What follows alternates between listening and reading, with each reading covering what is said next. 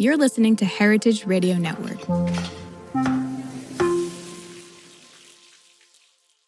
Since 2009, HRN podcasts have been exploring the wide world of food, beverage, and agriculture. Learn more at heritageradionetwork.org. We talk about food, we talk about music with musical dudes. Finger on the pulse, snacky tunes.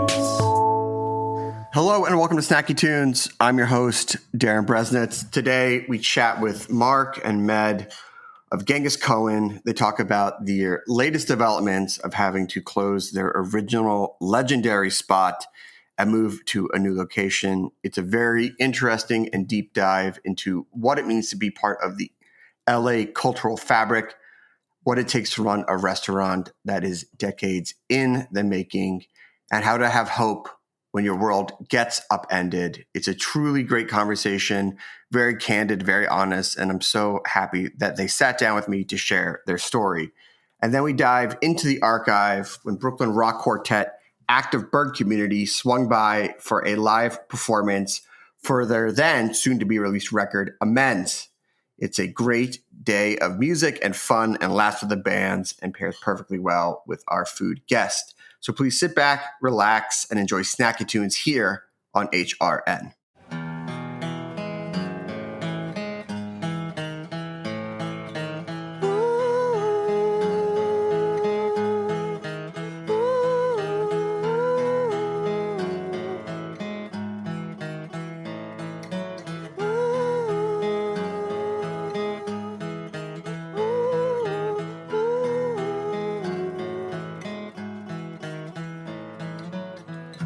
What's the quota this month?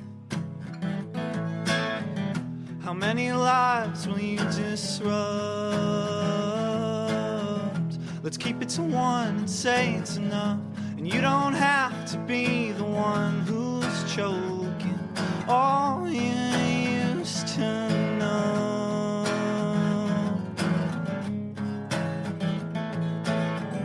Now nervous hands are on my skin, spread them over me again, 'cause I can't feel that much. And now you're really over there, and I'm 1,000 pounds of scared I'll fuck this up.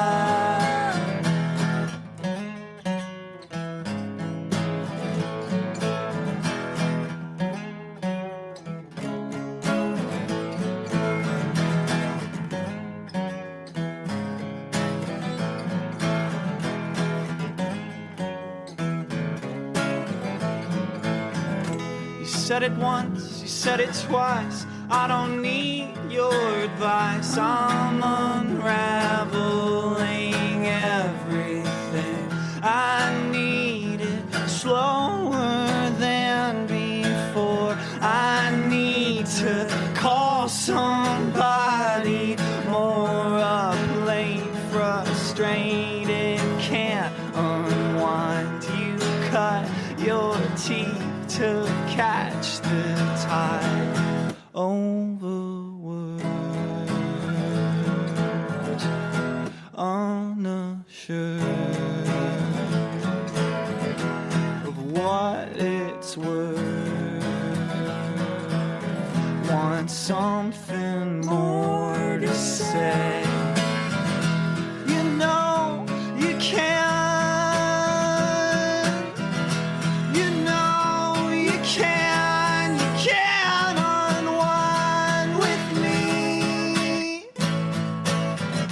With me, you know.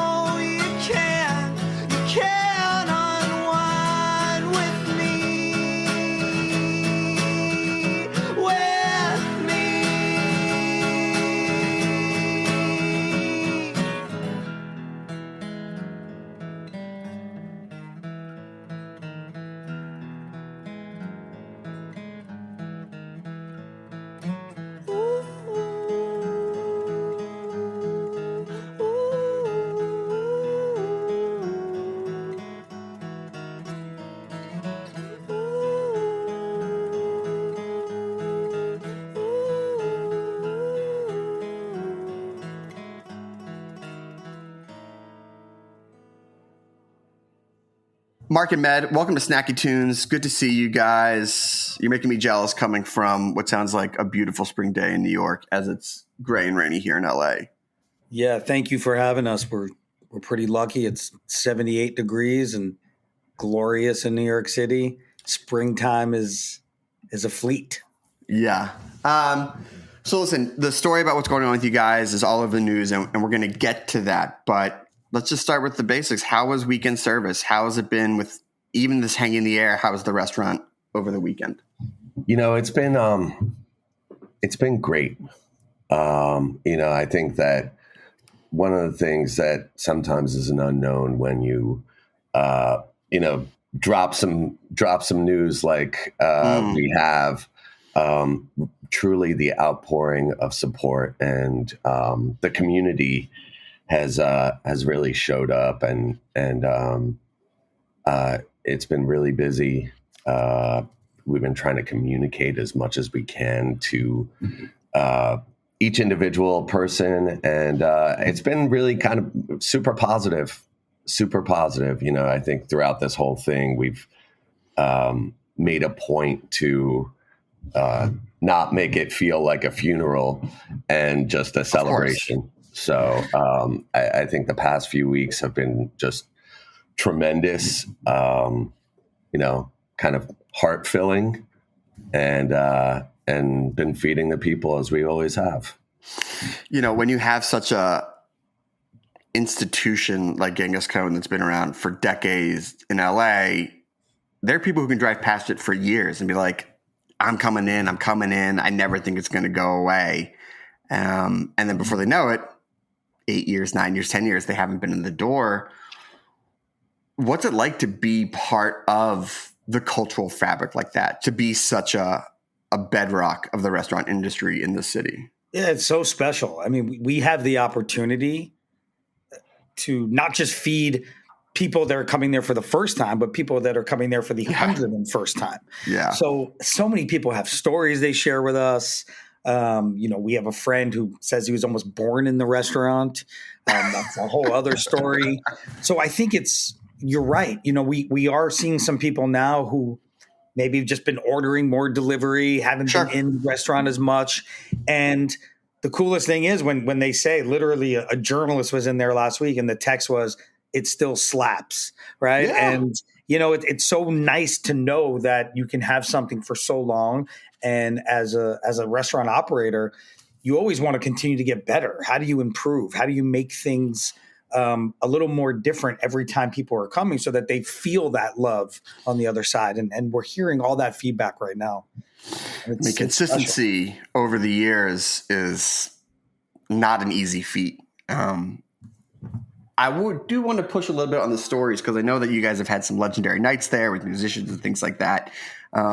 Anything you want to put on the record or that you can put on the record? Obviously, no names if not needed.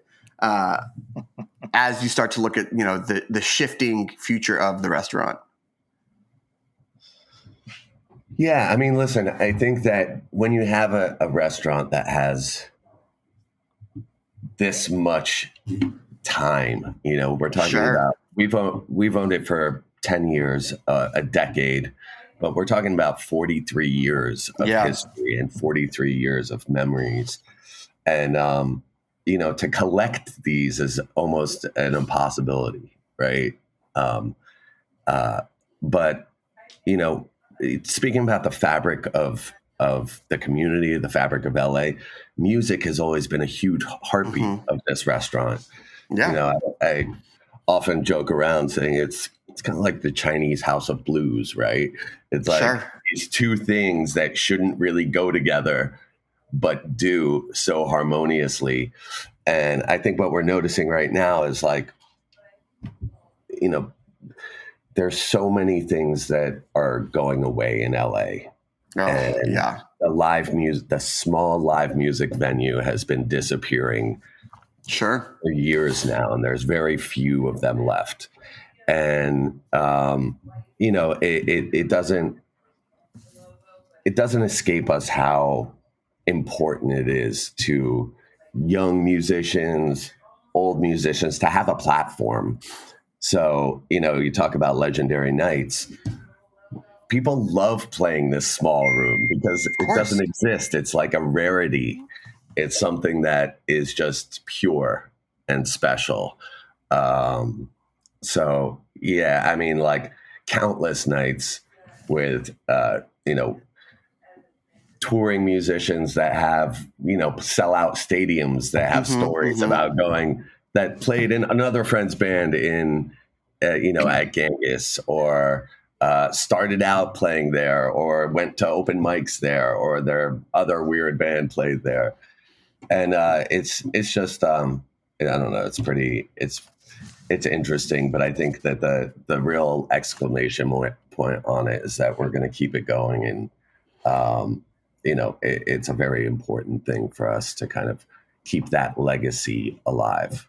Darren, I hope you enjoyed how Med danced around the real question. No, it's fine. Listen.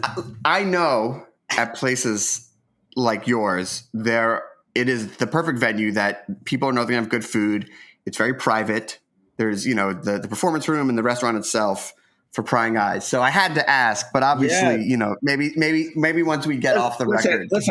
Listen, part of it is like, I know. We don't pay people, huge sums of money to No. I get it. Advertise.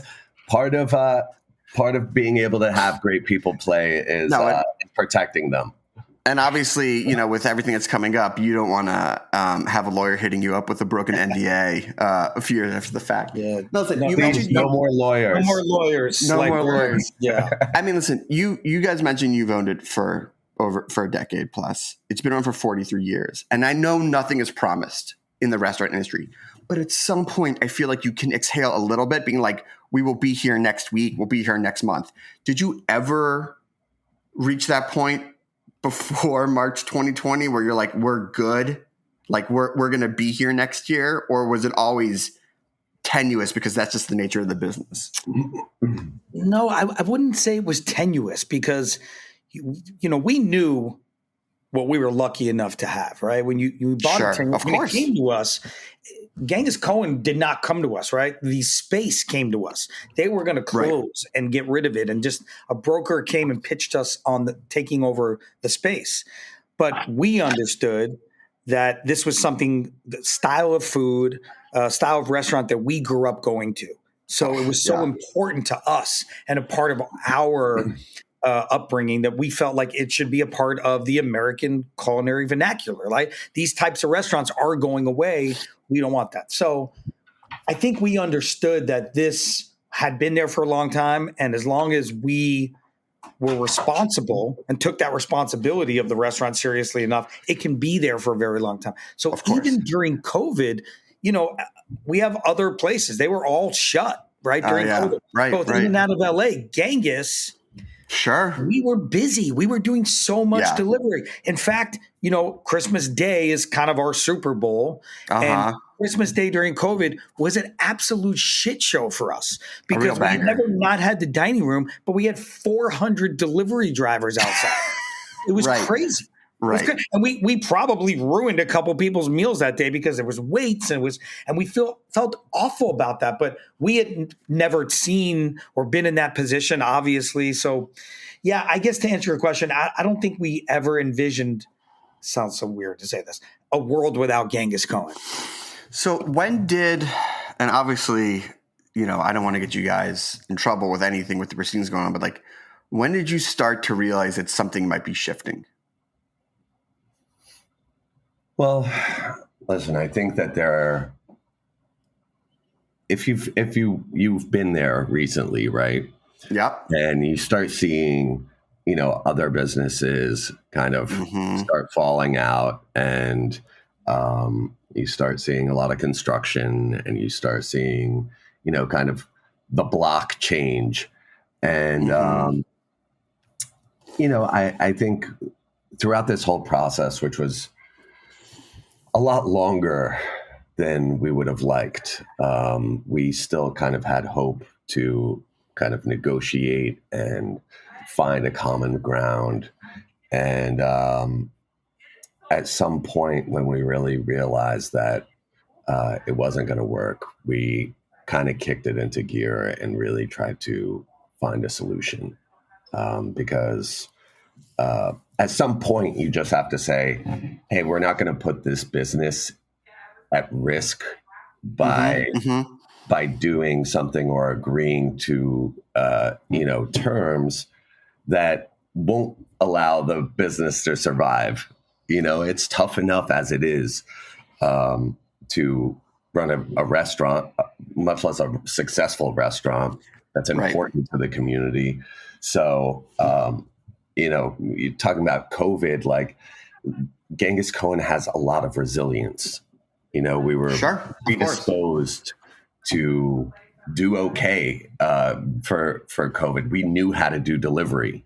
A lot of restaurants were scrambling and saying like, oh, how do I put food in a box? Like, what are these apps? Well, they just weren't set up for it. Yeah, but yes. Yeah. They weren't set up for it. We were very fortunate that we were like, this is an important part of our business, and we were able to do that. And I think that,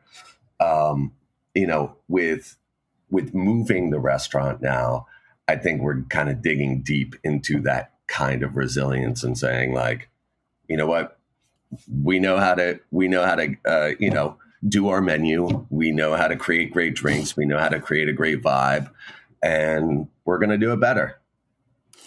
Yeah. I mean, there has got to be that day where you make the decision, and everything's been leading up to it.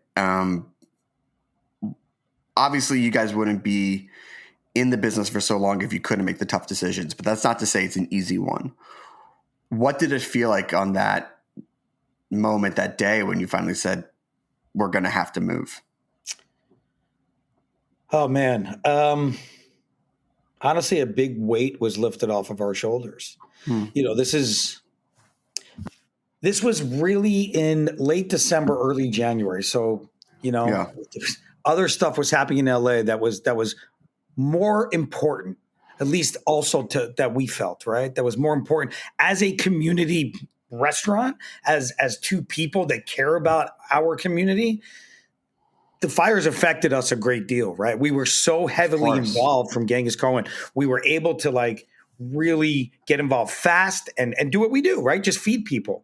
So, but during this time is when we were making the decision. And honestly, that weight was starting to get lifted, and we could put our energy into other things, which we felt were better. And some people, I think when the news came out just a couple of weeks ago, people were surprised. Like, you guys didn't say anything. This was really like ours to deal with, ours to carry, right? Yeah, of course. It's our business and our issue. So I would say that I think a big weight was lifted off our shoulders, and we were able to focus our energy in better ways. And we made the joke before about no more lawyers, but that's what it was. For the better part of 2 years, it was just lawyers. And it's very expensive, very, very expensive for a restaurant specifically, and just exhausting and stressful.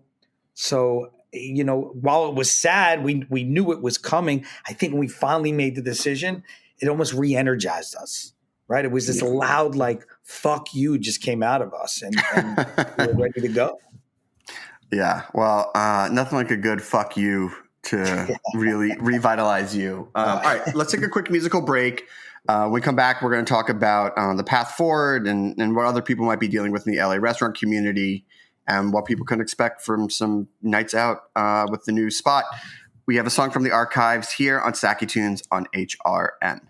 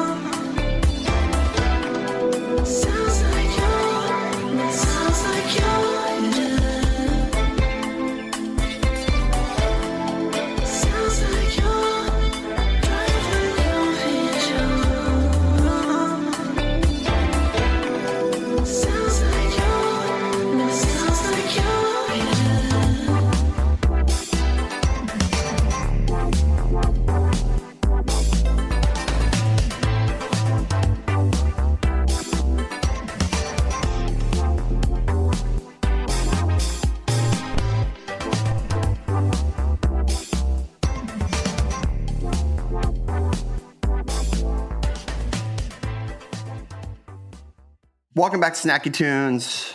We are here with Mark and Med of Genghis Cohen. And when I heard about the closing, it reminded me of M. Wells in Queens, which is this legendary restaurant that had found this dilapidated diner that sat empty for years. They revitalized it with a 1-year lease. And then at the end of the 1-year lease, the landlord tried to screw them with a rent hike. Now, maybe that's not what actually happened. That's how I remembered it. And they said the same thing. They said, fuck you, we're out. And they left. And then the diner sat there empty for years. I don't understand that mentality from the landlord. And I've always wanted to ask someone about that sort of, tete-a-tete where they go, all right, like we'd rather have nobody than a restaurant that's important to the community. Do you have any insight to why a landlord would do this and choose to have an empty restaurant at the end of the day? I think this is a problem that isn't like unique to LA. It's not unique to. It's happening everywhere, and and I think landlords, they have different expectations of what the market can hold, and I think every situation is different. I think that no landlord goes into it saying, hey, I'm just going to keep this empty and I'm going to kick these guys out, or I'm going to try to get this or that. Some have more developed plans than others. But I think that, there is this pervading, thought with a lot of landlords that their longstanding tenants are paying under market, right?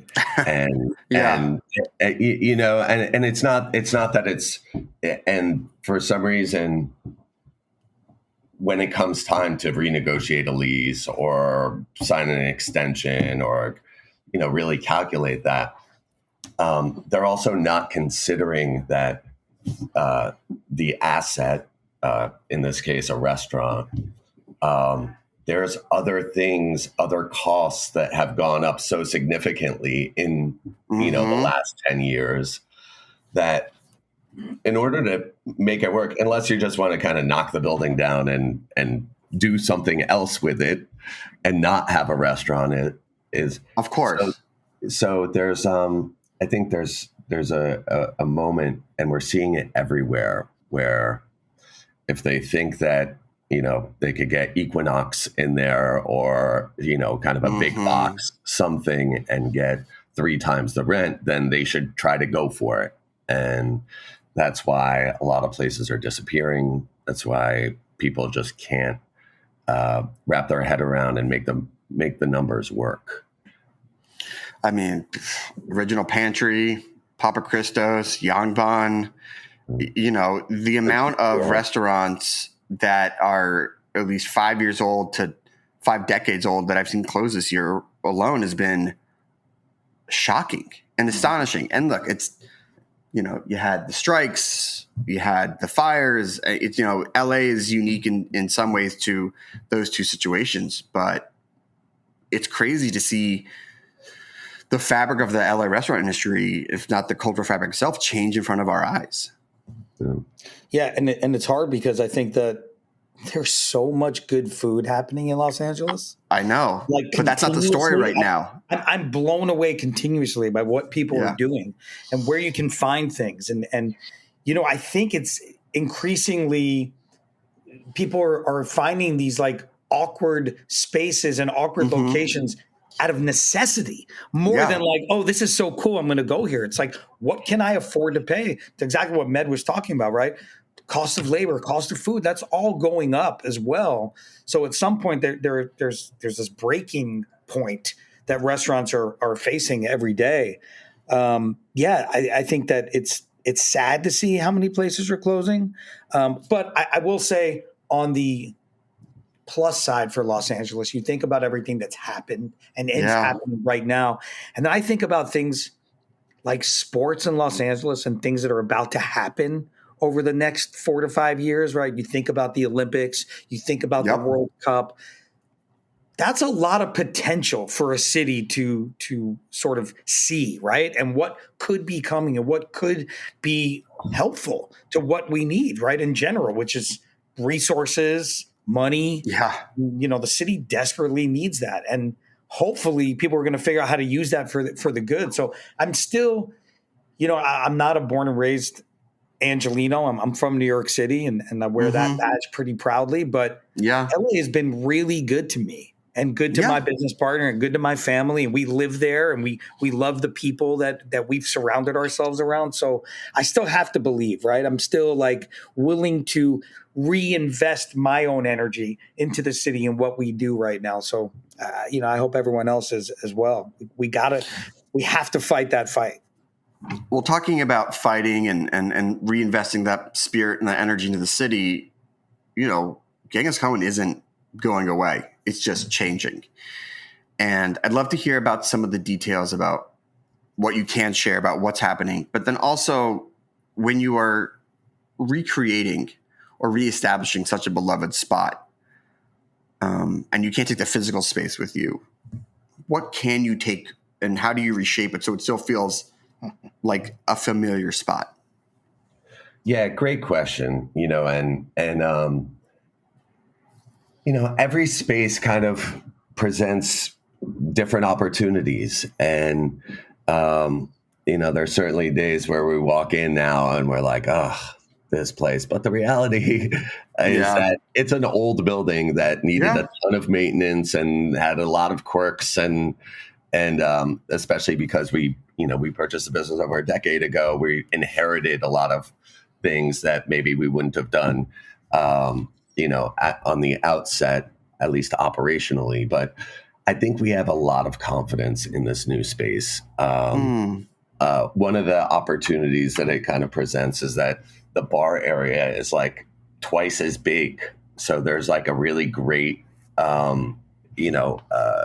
footprint there to go even crazier with some of our drinks and the drink program there. Yeah. It'll be a great dining bar as well. Like it has incredible energy. It'll have approximately the same amount of seats.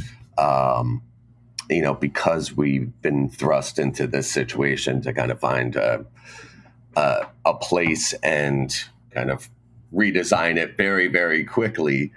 We're taking a lot of things from the old restaurant to bring in, but we're really excited about creating a fun, like vibrant environment that, Genghis Cohen is kind of known for. It has this like very strong visual language.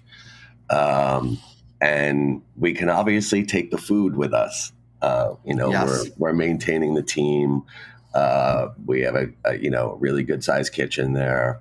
And we have the utmost confidence that we can still execute all the food at a super high level.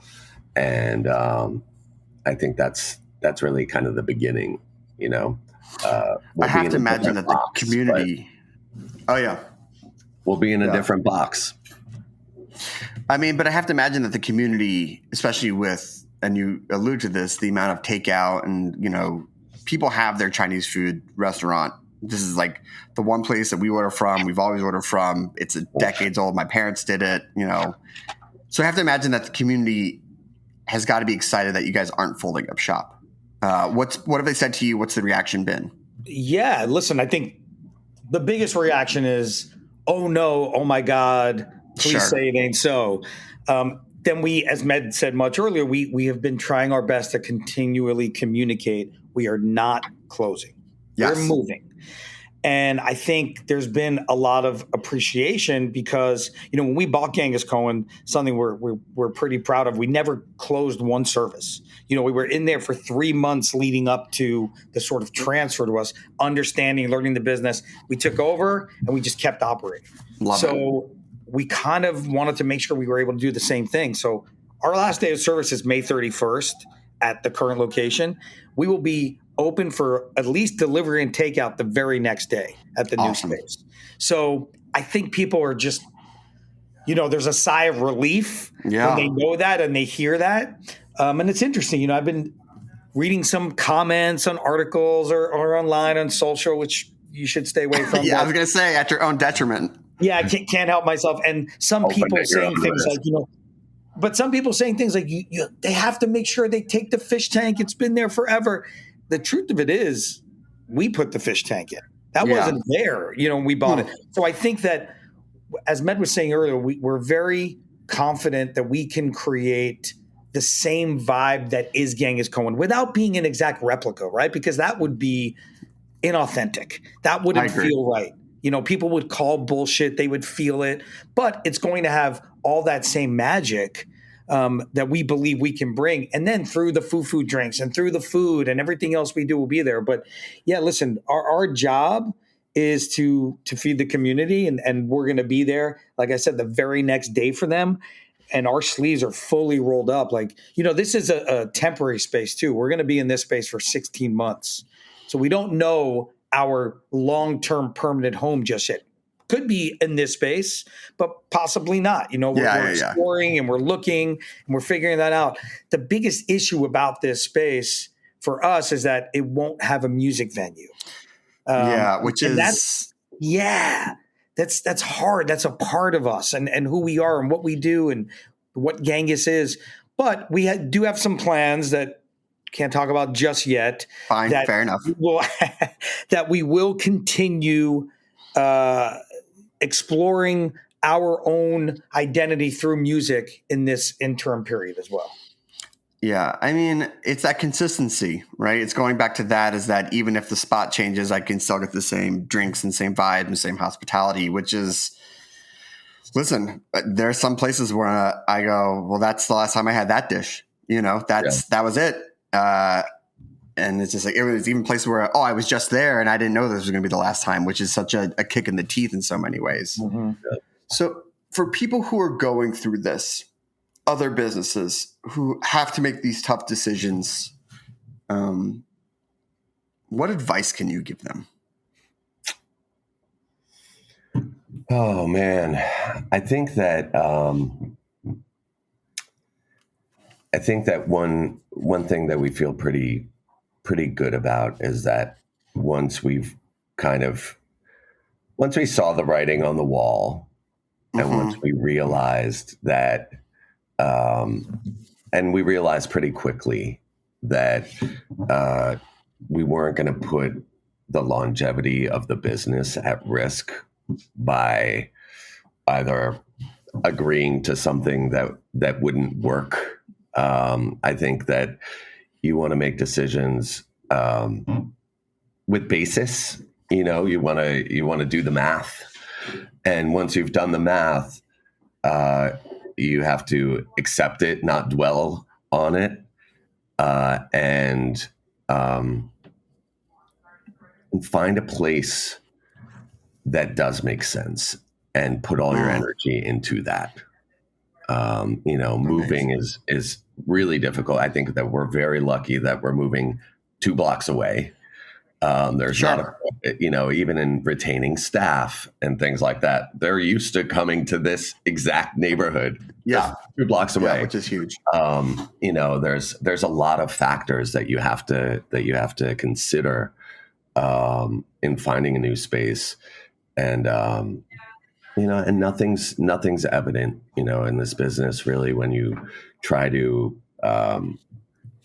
a lot of people try their best, and sometimes the result isn't what they expect. And that goes the same here. Nothing's evident. I think that we're gonna use all of our experience and try our best to make it work. And I wish I had better advice. There's a lot of people going through definitely shitty a time of and we feel very fortunate that we're able to actually make a move and not close up shop and throw our hands up in the air and say, well, this isn't a story about being a victim. I don't believe it's about resilience. Continuation. Exactly. It's about resilience. It's about, this is like our Rocky story, It's like you get knocked down. Like, what are you going to do? You're going to stay down and cry about it, or are you going to get up and fight. So that's that's kind of where we're at. And if I were to share with people some advice, it'd be like, keep going, man, keep going. Yeah. Well, listen, guys, good luck. I don't know if congratulations is the right word, but appreciate that you guys are still going to be feeding the community.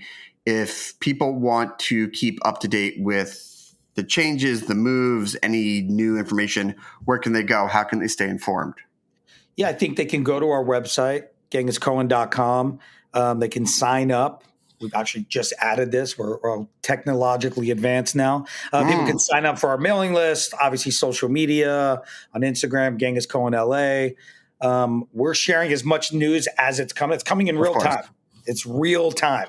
So, and listen, I would say that people should come out and visit the current location for another time or two before that goes away. But keep coming right down the street because we're still on Fairfax. We're still going to be there. Well, guys, can't wait to swing back into the old spot and to the new spot. Big shout out to Erica and the Door for helping set this up. We have a song from the archives and then a live performance here on Snacky Tunes on HRN.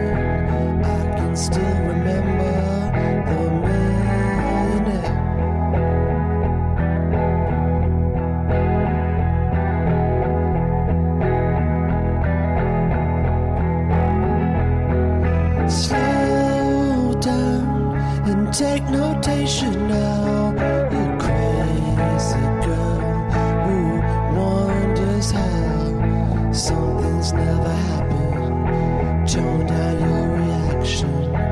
I can still remember the millionaire.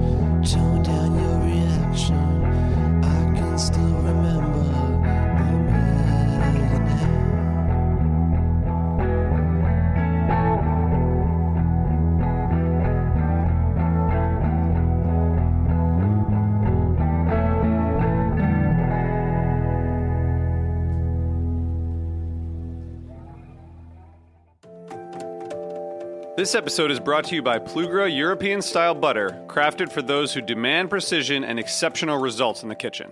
With 82% butter fat and a slow churn process, Plugra gives you flakier crusts, fluffier cakes, and rich, melt-in-your-mouth pastries. Because great baking starts with great butter. Unlike standard American butters, which have only 80% butter fat, Plugra ensures the ideal moisture and fat balance so your recipes turn out just right every time. That's why professional chefs trust Plugra and home bakers love it. Plugra's slow churn process creates a smooth, creamy butter that gives dough a soft, pliable texture, making rolling, folding, and laminating effortless. Whether you're perfecting a buttery pie crust or layering a delicate croissant, Plugra helps you bake with confidence. Experience the difference for yourself. Find Plugra in stores near you or visit plugra.com. That's PLUGRA.com. Welcome back to Snacky Tunes. We have Active Bird Community here in studio. Hello, boys. How's it going? Hey. You want to go around the shipping container and introduce yourselves? Sure. I'm Tom. I'm Andrew. Hey, it's Quinn and Zach. Okay. Share a mic, share a voice, I guess. Mm-hmm. You guys grew up together. Yes, we did. Hastings on Hudson, which is a great town name. Does anyone ever abbreviate it, like HOH? Oh, yeah. You better believe it. Yeah. Yeah, like what's the use it in a sentence for me. I love HOH. Yeah. It's what it be. I'll die for that town. Has anyone said that? Probably. Yeah. And like a lyric. Oh, yeah. Or an affirmation. A lot of good rap groups come from Really? that. No, not really. Oh, okay. You all met when you were super young in middle school. Mm-hmm. How old were you and how old are you now? We're all like 24, I think, right? And how old were you when you met? Like second grade, a long time ago. Yeah. We started the band when we were 11, but we knew each other, when we were playing outside and stuff like that. Were you all playing music at the same time, or were you able to guide someone's like, well, we've already got vocals and guitar, so we're going to really need you on drums, or we're going to need you on rhythm? I think I started taking guitar lessons when I was in 4th grade, and then our previous drummer, Quinn, joined the band like a couple years ago, so we didn't grow up together. Yeah. He's an outlier. He's not part of the original core group. But still from HOH? No, not even. No, I'm from Fotown, Phoenix, AZ, Valley of the Sun. Yeah. So he's not as important as the rest of us, but we met. I don't know. Is there a deep shame? This is actually just an event. Is there a deep shame? It's okay. You're in a safe space. No, I feel very, these people empower me. They lift me up and they Put you down. They put me down. Sometimes they put me down. More often than not, for a band that writes about relationships and people, I should hope so. Yes. I should hope so. There's always a yin-yang to everything that we do. Yes. So you formed, there was an original foursome, but 3 of you stuck together, and same band name, same everything from 11 till now. Mm-hmm. How has it evolved? Oh, how has it evolved? I think starting at a young age, you don't really have any opinions on music when you're that little. Like, you don't know what it is, so you just kind of go off of, like, I want to play rock music because that's loud and, like, you can yell and, like, do whatever you want. So our taste kind of developed through the band, I think. I think through writing music, we kind of figured out the kind of music that we like. So in that sense, I think there was an evolution in our sound. We didn't kind of, if we started, 2 years ago, I think it'd be like, let's make this like indie rock band that sounds like X, Y, or Z, and like I love this music. It would be a lot more, I think, premeditated and conscious of itself. But I think it evolved through just us experimenting a lot with each other and our own tastes. Well, it's interesting when people form bands in their mid to late 20s. They're all coming from different experiences, different tastes, and everything. I mean, it's pretty collective. You start at 11. You're probably all spending your time together. Yeah. Has there been any influences that you can call that one person has brought into the other, or has it been almost this communal brotherhood, shared experience where you're all discovering things at the same time and coming from the same focus point? I think we discovered a lot of things at the same time, but there are also things that I think each individual bandmate like brought in, probably from like our parents or like older siblings or something like that. Oh, what were the parents and older siblings' influences? All right, I'll go first. My dad loves like new wave and loves the Pixies. So the first show he took me to was like a Pixie show at Jones Beach when I was in 5th grade. And I got this shirt of Black Francis, kind of like naked, hunched over. And it looks like he's either holding like his dick or he's giving a thumbs up, and it's unclear. And I wore that. Probably both. To school, yeah. Probably both. When I was in 5th grade, and it made my teacher uncomfortable, but no one told me to take it off. So I don't know. I don't know if that's an influence for our band, but I definitely a musical. Definitely the shirt was. I remember it. You remember that shirt, right? Oh, of course, classic. My dad was super into like classic rock, so like the Doors, the Beatles, Bob Dylan. Standards at this point, but classics. At a young age, I just didn't get it at all, and I liked whatever bullshit I was listening to on YouTube. But then in high school, I was like, okay, this is fucking amazing. Like an epiphany moment. Yeah, which was cool. I remember like being 16 and being like, Led Zeppelin 1 is amazing. You know what I mean? Like I'm You're so like, happy. Guys. Yeah. Paul and John. Yeah, no, that exactly. could be us. Yeah. So, Dad, you were right. yeah, pretty much. My dad raised me on the Grateful Dead. Major Deadhead. We saw John Mayer rip it with the Dead just a couple months ago at Citi Field. How does he feel about John Mayer stepping in? I think John Mayer's really good. Honestly, John, if you're listening, I'm a huge fan. Really, he's an amazing performer.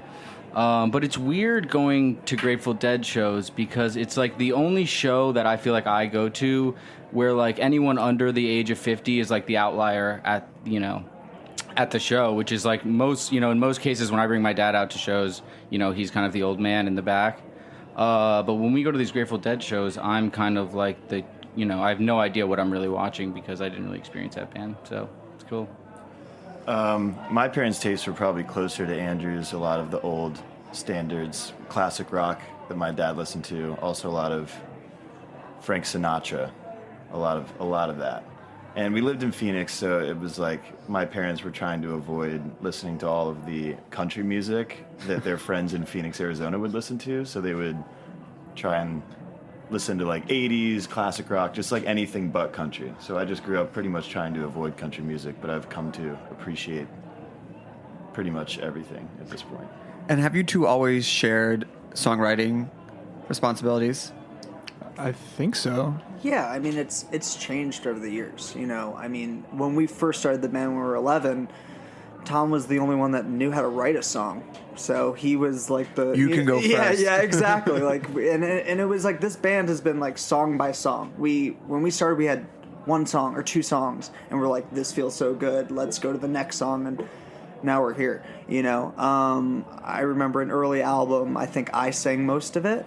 And then there's an album where I only have like one or two songs, and now it's changed. But I don't know. That freedom has always been there. We've always just loved to like write together. I think also there's no. Again, we've been doing it for so long, blah blah blah. But like, there's no stress of like I'm not going to get my moment or my chance because we're just going to do this forever. So it's not like there's no time concern about like. I didn't get enough of my voice on this record, or I didn't write enough songs. So it's just like, I'll just fucking do it on the next one. It's like, there's 10 songs, you have 6, and I have 4. Yeah. So we need to like get one of the really good songs out for my mediocre one. Right. I'm so sorry. Yeah. And also like a song that like let's say Tom isn't singing, he's playing guitar or like soloing, and like same for me. So it's a good time. Can we hear a song? Sure. Hell yeah. What are you going to play for us first? So we're going to play our newest single. It's called Baby It's You. And I actually sang this one. Here we go. Active Bird Community live on Snacky Tunes. I don't know why I want this to be yours, just for you. I don't care for what you care for I am only just for you. And it breaks my heart too, 'cause baby it's you, baby it's you. Now it breaks my heart too, 'cause baby it's you, baby it's you. When I'm lost, middle of nowhere, I really don't care, 'cause I'm with you. And it breaks my heart too, 'cause baby it's you, baby it's you.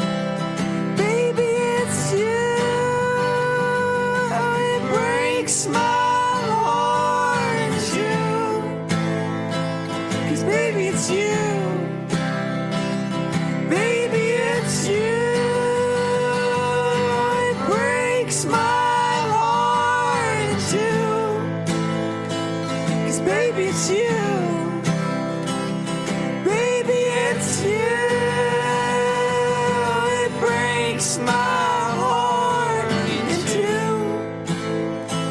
'Cause baby, it's you. Baby, it's you.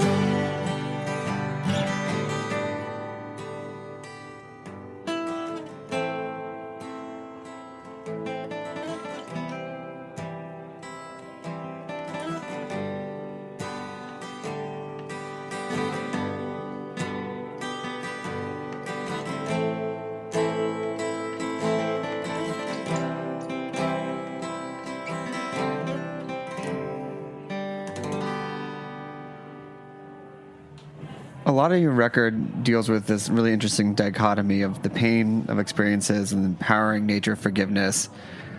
I definitely was not thinking about that when I was 24.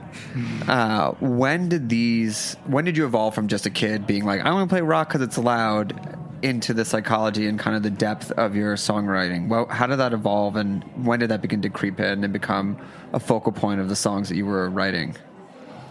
I think ever since a young age, the songs that we would write were pretty serious, or like trying to be in depth, even though if we didn't really know what that meant or how to do it. But I think it became, at least for me personally, I got more comfortable with it on this record, being like a little bit more honest about certain experiences, or trying to speak to things that have actually happened to me in my life and be like a little less vague about stuff.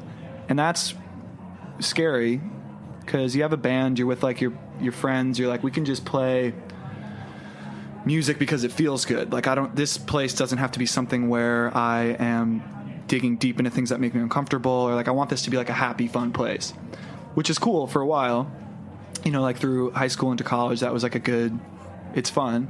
But I think at sometimes you need to, as a group, kind of like dig in a little more. And I think with this record, that was kind of us doing that. And it took a lot of like communication and trust. What was that communication? Well, I think we had never really written a record like all at once together, and we're like, every note, every word on this record was something that we all agreed on, as opposed to like, I got this song, Angel's got that one, let's get to like 8 or 9 and then we're done.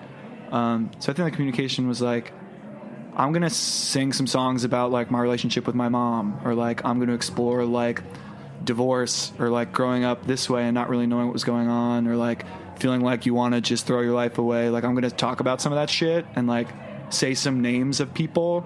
And since you guys are in this band, I want you to like be okay with that. And luckily they were all just like, fucking hell yeah, let's do that. And did that come in like, hey guys, I got a demo? Or was it a group discussion where the four of you sat down and said, this is the direction we're going to go in because it's time and we can't just keep pretending that these are on the surface songs, or just...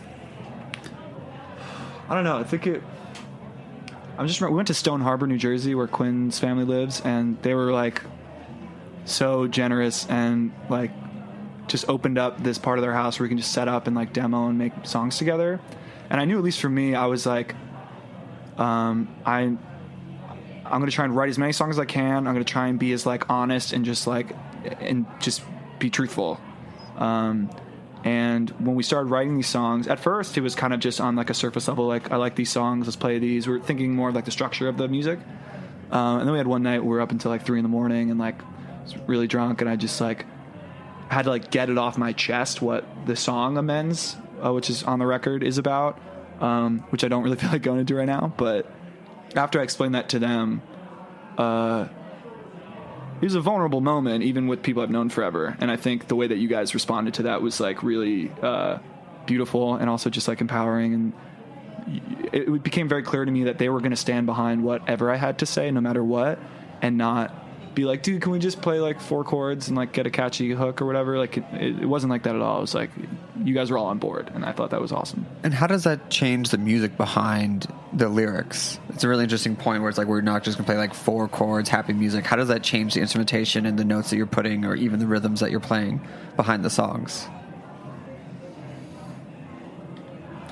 I think for us, especially with our songwriting, we've never felt this pressure to like actually, write something with a theme that connects and has this whole message behind it. We've always just kind of, especially, the three of us who've been together for so long, have shared these experiences. And so when Tom brings something to the table, obviously we support him with everything he does, but, there is some level of understanding that comes with growing up with someone and wanting to support them. And in terms of, the instrumentation, I think a lot of the songs that get brought to the practice space or wherever we are, we all kind of work together to turn them into what they end up being.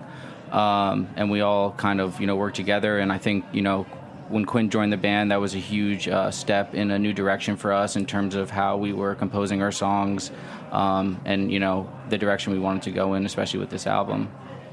Yeah, when I joined this band, I was definitely an outsider, like in many ways. I met Tom at college in Fordham, and I had seen Active Bird Community play and was always blown away by their live sound, their live presence. Everybody knew who they were and wanted to be next to them and listening to them, and it was just magnetic.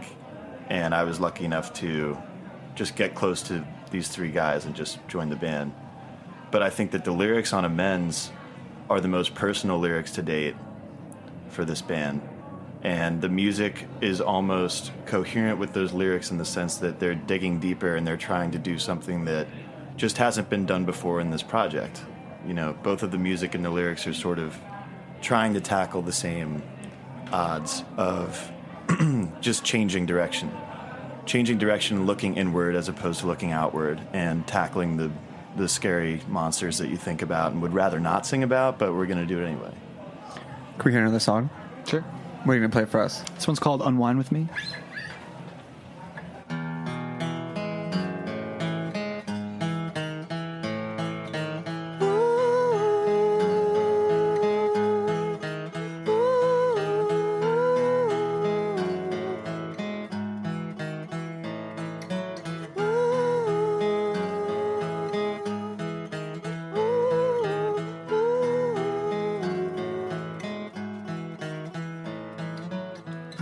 What's the quota this month? How many lives will you disrupt? Let's keep it to one and say it's enough. And you don't have to be the one who's choking all you used to know.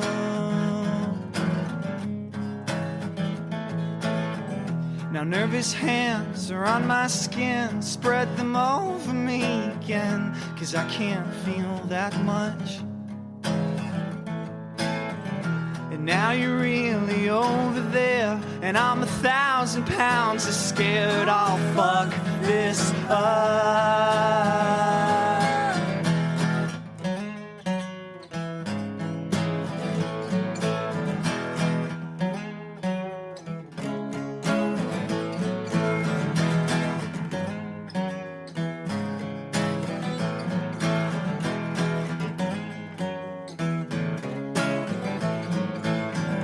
You said it once, you said it twice, I don't need your advice. I'm unraveling everything.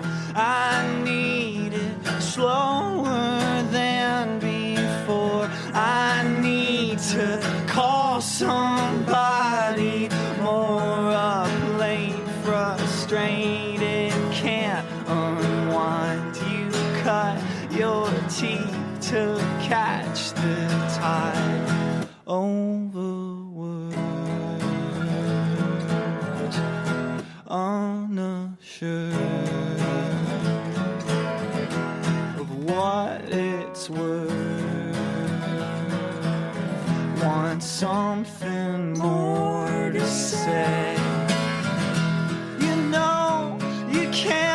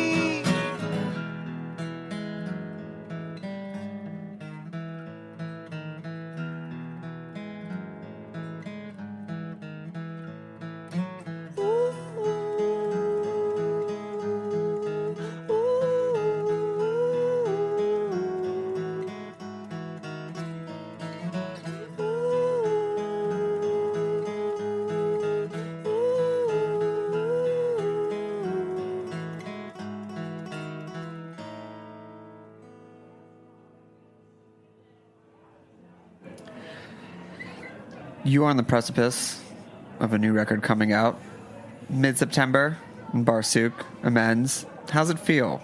While it is still, it's done, but it's not out. What are the emotions? Off the bat, it's fucking terrifying. It's so fucking scary. But it's great at the same time. If you're thinking about it strictly from a music perspective, like, I made these songs, I can't wait to show everybody. That's great. Like, I'm really looking forward to that. And that's basically what it is at the end of the day. But, you know, all of the time and the preparation to roll them out in a way that you think is coherent, in a way that you think people will connect to it, like all that behind the scenes planning, really just gives you a lot of time to get in your head about things. What are you in your head most about? All of you. Yeah, each and every one of you. What are you in your head the most about that could go well or could be like, I can't, why are we doing this? Turn off the lights, pull the cover over the head. I guess it has to do with the personal nature of a lot of it. You know, it's like, do people even give a shit about, you know, whatever personal things I have to say? Another thing is, like, will they understand it? Will the people that are closest to me that are probably implicated in the songs appreciate that or be a little weirded out? Just kind of like, how is this going to come off? And again, that's like my gut feeling. That's like on the surface how I feel.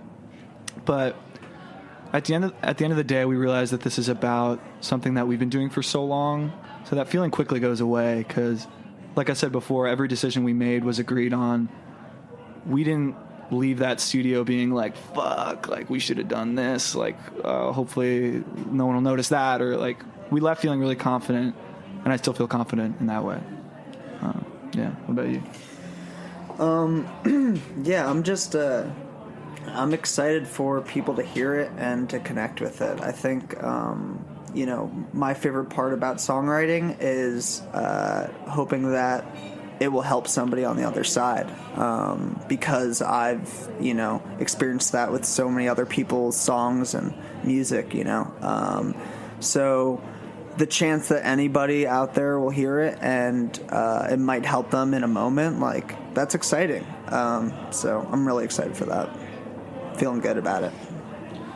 I think that, you know, it's difficult to manage our expectations sometimes, especially, you know, leading up to this release, because you put so much time and energy and thought and just like your entire being essentially into creating something like this, like an album. And then it just kind of like goes into the world, and we all kind of just cross our fingers for, you know, this quote unquote success. But I think we have been pretty good about, you know, leveling ourselves and kind of, you know, just touching base on why we started doing this and why we're doing it in general. And, you know, it doesn't, you know, when you think about it, it has very little to do with, you know, how well the album is going to do or what this is going to mean for us moving forward. It's more about us maturing and, like, you know, continuing our careers in music, and really focusing on each other and like what we're trying to do, and just trying to forget about, like, you know, is this album going to sell X amount of copies, or, you know, are these shows all going to be sold out? Because that's, you know, once you get in your head about that kind of stuff, it becomes very, very difficult to cope with, you know, what's going on, and you kind of just have to remove yourself from that whole mentality. I think as the drummer, with a drummer's perspective, I don't have a direct line to the self-conscious insecurities that a lyricist has about their lyrics, or their music. So I can confidently say that every song on this album is just amazing.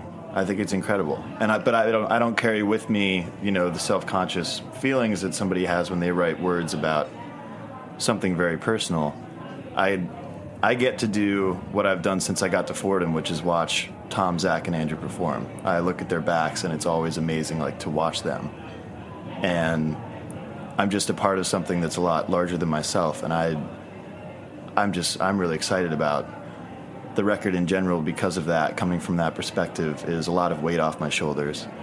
But I'm terrified because they let me sing a song on the record, and I'm pretty scared about that.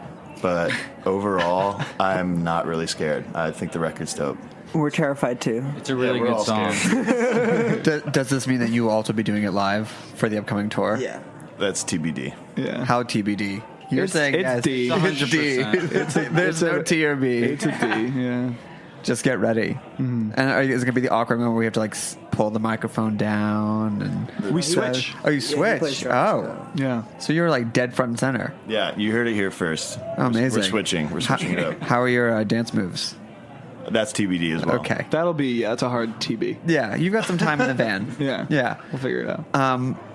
You're going out on tour. The record comes out in September. We want to make sure we have time for one more song. Thanks for coming by. Yeah. Where can people find you? Listen to the record, pre-order the record, check out tour dates. Slater, what's up? We have a dope website. It's really sick. It's www.activebirdcommunity.com. Not taken. Yeah, only 2 W's. Well, I guess if you started when you were 11, it was definitely like wild, wild west of the internet. So Yeah. Oh, I got it. Yeah, we got that I was domain like, early on. I was like First. 13. I was like, I don't know how to make a website, but I'll just buy this fucking, it's still like 99 cents a month. Yeah. Yeah, I've just been paying for it for years. That's why I'm broke. Andrew's never paid for the website. Yeah, you can find everything there. Our Instagram has the link in it too to find all our stuff, and it shouldn't be too hard. If you search Active Bird Community in Google, it's pretty much us or like some bird watching stuff. So just sort through that. You should be able to find it. Perfect.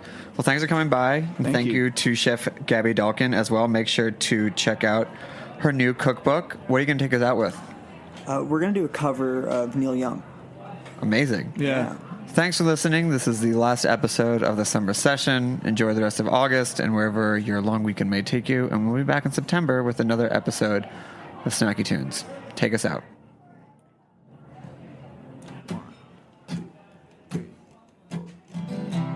Baby, mellow my mind. Make me feel like a schoolboy on good time, juggling nickels and dimes, satisfied with the fish on the line. I've been down the road and I've come back on some whistle on a railroad track. Ain't got nothing of those feelings that I had.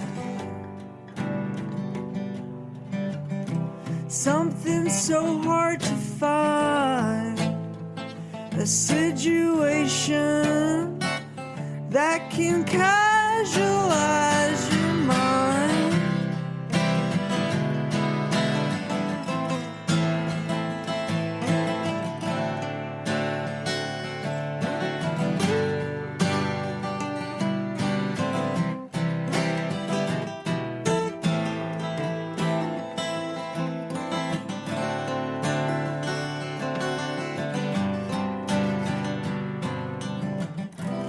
I've been down the road and I've come back.